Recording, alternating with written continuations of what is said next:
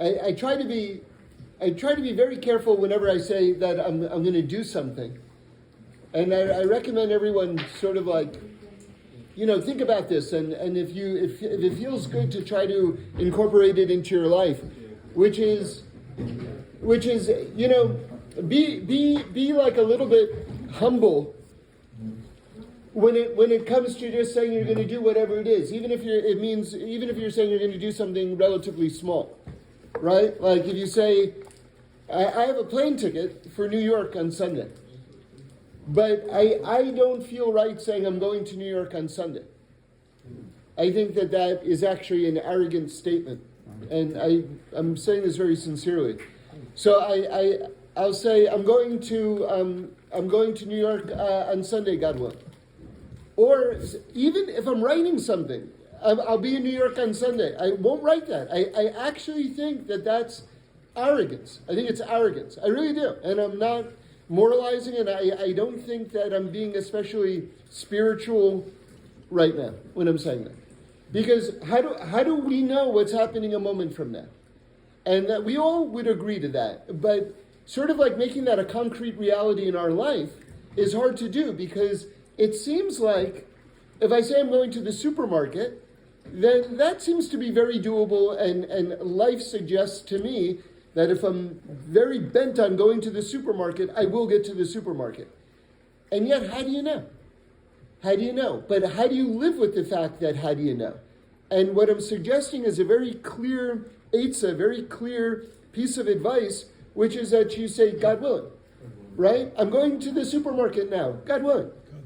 Like if I'm writing that I'm going to be in New York, I'll write, I'm going to New York, and I can't even tell you how many times I've rewritten that simple line in an email or a text, and I'll say either add God willing, or I'll rewrite it, I'm scheduled to go to New York on Monday. Right? So things like this allow us to appreciate, like Reb Shlomo brought a story, I forgot from which Rebbe, but he was in Poland, I think, and it was August, and he would travel with a fur coat. And someone would say to him, like, why are you traveling with a fur coat? It's August. And he would say, how do I know? Right? How do I know it's not going to smell? Right?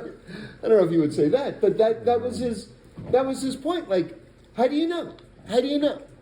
So it's important to find ways because how do I know? I know nothing. It's a beautiful statement, and it's true, and it's holy, and all the rest.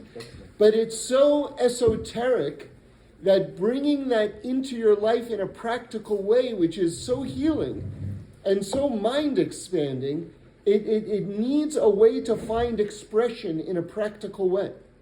So anyway, with that in mind, I want to tell you these two stories about this, God willing, this upcoming trip, right? And then here's another thing.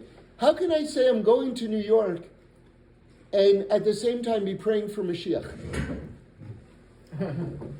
And not feel like there's a profound contradiction in my life.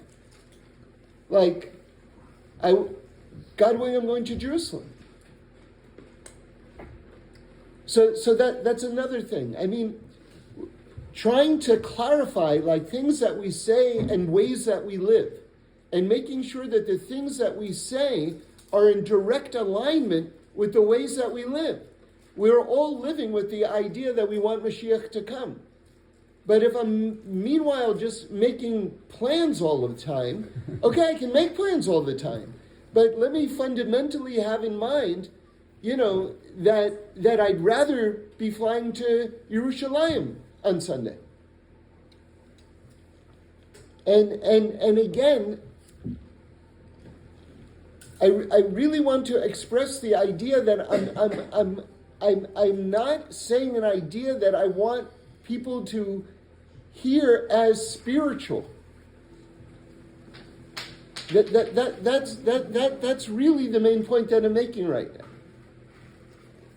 It's making all of the things that we believe into an integrated lifestyle.